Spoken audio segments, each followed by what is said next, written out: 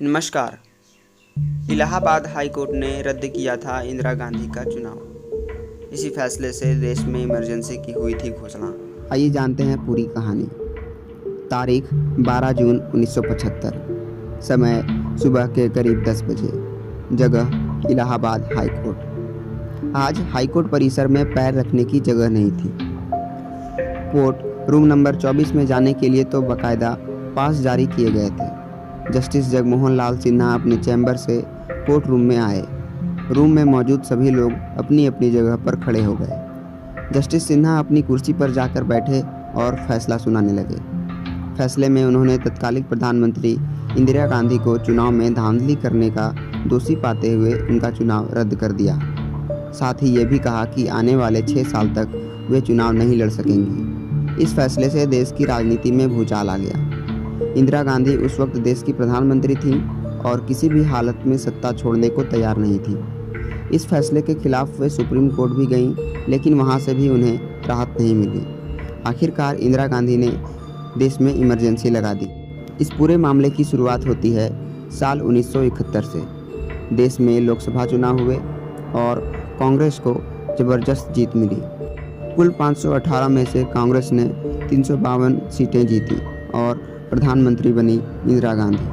उन्होंने अपनी पारंपरिक सीट उत्तर प्रदेश के रायबरेली से जीत दर्ज की। इंदिरा ने 1 लाख से भी ज़्यादा वोट से संयुक्त सोशलिस्ट पार्टी के राजनारायण को हराया। राजनारायण अपनी जीत को लेकर इतना आश्वस्त थे कि उन्होंने चुनावी नतीजों से पहले ही विजय जुलूस निकाल दिया था। इधर इंदिरा चुनाव जीतकर संसद चली गई, उधर राजनारायण चुनाव हारकर कोर्ट चले गए।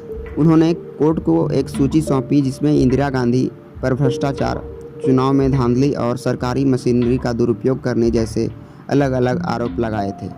इन आरोपों के आधार पर उन्होंने कोर्ट से मांग किया था कि इंदिरा गांधी का चुनाव रद्द किया जाए। मामले की सुनवाई जस्टिस सिन्हा कर रहे थे।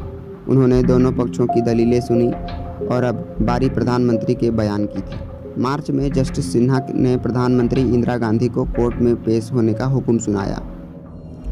यह इतिहास में पहला मौका था जब देश का प्रधानमंत्री कोर्ट में पेश होने जा रहा था। 18 मार्च 1975 को इंदिरा गांधी बयान देने कोर्ट पहुंची।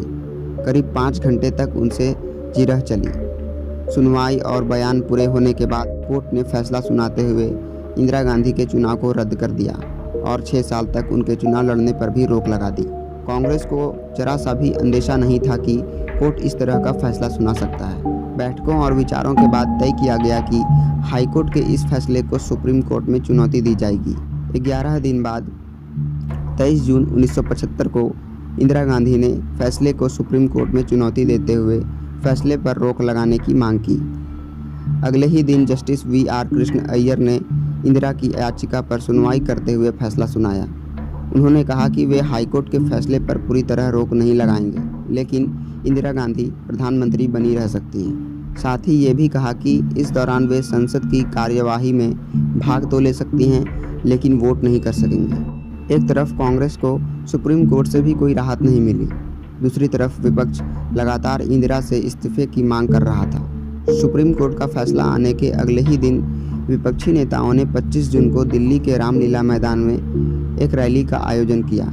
रैली में भारी भीड़ जुटी, जिसे संबोधित करते हुए जयप्रकाश नारायण ने रामधारी सिंह दिनकर की एक कविता का हिस्सा पढ़ा और नारा दिया, सिंहासन खाली करो कि जनता आती है। इधर जयप्रकाश की रैली खत्म हुई और उधर इंदिरा गांधी राष्ट्रपति भवन पहुंची। रात होते होते इमरजेंसी का प्रस्ताव तैयार किया जा चुका था।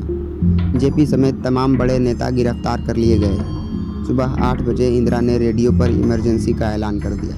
इसी के साथ देश 21 महीने के अपने सबसे बुरे दौर में चला गया। धन्यवाद। मिलते हैं अगले वीडियो में।